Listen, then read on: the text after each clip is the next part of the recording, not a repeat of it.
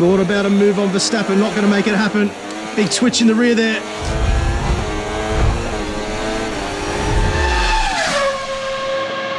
All right, guys, hello and welcome back to F1 24. Now, about a week and a half ago at the time of filming this, I did a first impressions video taking you through, from a driver's perspective, my feelings towards F1 24. Now, I was pretty harsh in that video. There were some things that I felt were a bit of a step backwards from F1 23. And in their defense, EA have released a couple of updates since that video that have made some pretty significant improvements to the handling. So I thought it was fair to revisit today and see whether my feelings have changed overall. So that's what we're going to be checking out in today's video. Before that, firstly, big thank you to the sponsor of today's video, Ace Sim Sports. Now, you may have seen they've recently reduced the pricing of their hardware pretty much across the entire range of sim racing products. So you can check them out via the links down in the description below. And a big thank you to them once again for sponsoring today's video. So we'll get the gloves on here. This is purely going to be from a driver's perspective. Most of you guys by now have a pretty good understanding of what these F1 games bring to the table in terms of sort of immersing you into the world of F1. But none of that really means anything, at least to somebody like me, if the driving experience isn't good. So let's dive in and see how it's improved. All right, let's do this. We've got two Red Bulls behind us that are ready to pounce. Oh, too much wheel spin. Not good. That's already got Verstappen in front of me and Perez. Might just be able to sneak back in front of Perez there. Yep, nice. Leave space on the outside. He's still there.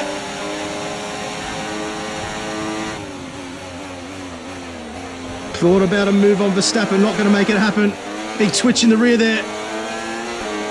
All right, let's settle down now. So we're racing around Australia today. Reason for that being, you remember in the previous video I said I went into it completely blind, and intentionally so I wouldn't be influenced by anybody else's impressions of the game. And one of the things that you guys were saying prior to the 1.03 update is that these next two corners coming up were quite unrealistic in the amount of front axle grip or front end grip that you had. So the car would just basically float around those corners like it was on rails. And that's definitely something that's improved since the 1.03 handling update, which is good. Now, I've got a few impressions that I'm going to run you through today, having spent quite a bit of time with these more recent updates. A few observations that kind of sing out over everything else. But the main thing I want to say is, you remember the previous video, I said that there was like an underpinning sensation of disconnect from the car. Like I felt like I just didn't really have a good sense of what the car was doing underneath me. And I definitely feel like that has returned now since the 1.03 update. So it feels a lot more like F1 23 did, which in my book is a good thing. I thought that the F1 23 hit a pretty good balance in terms of, you know, being accessible to the masses. One of the things that they say, and I said it in the previous video, a good game for the masses needs to be easy to play but difficult to master. And I felt like that balance was hit pretty darn well with F1 23, and it just felt completely wrong in F1 24 prior. But now it does feel a lot better. Let's go through this turn again and definitely feel a little bit more transition in the car, a little bit more balance shift front to rear. All those things that kind of communicate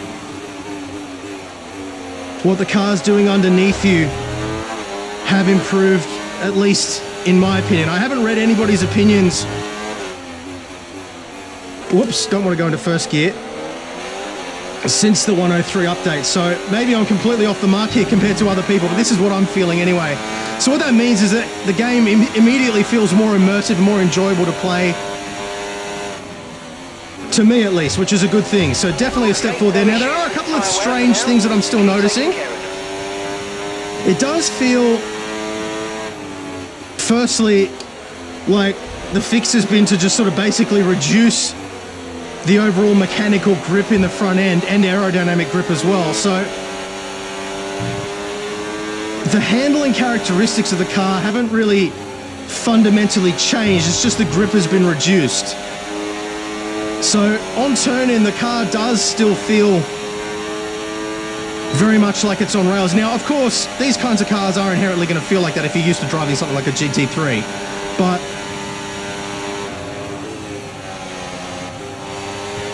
It does maybe just feel a little bit pointy to me still. I mean, there's people that are far more qualified to comment on that kind of thing than I am, and it will be very interesting to read other people's opinions as well. But also, corner exits are a little bit interesting. Now, I don't run any assists here, but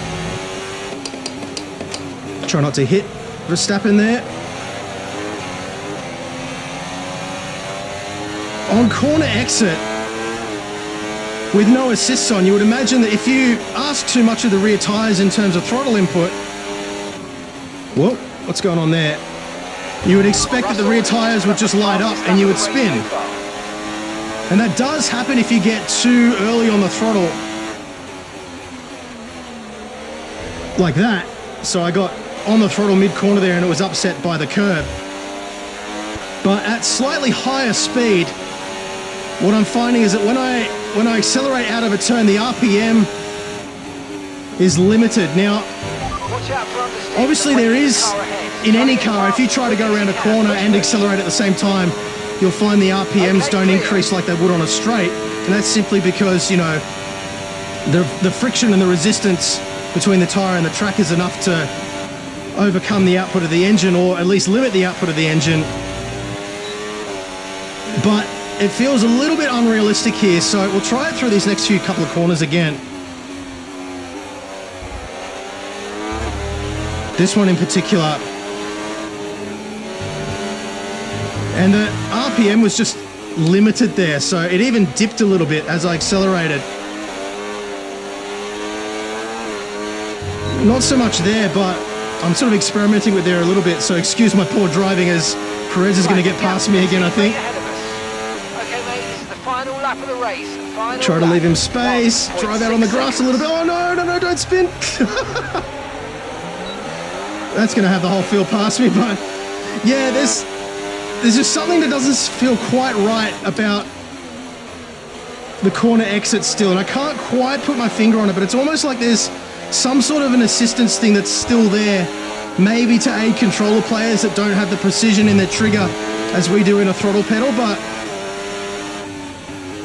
it seems prone to sort of spinning at low speed if you plant the throttle immediately on corner exit, but then once you get underway, it's almost like there's some sort of a traction control there rather than the car just sort of lighting up the rear tyres as I would kind of expect it to do. Now, I'm not a Formula One driver, maybe I'm completely wrong about that, but it just feels a little bit off.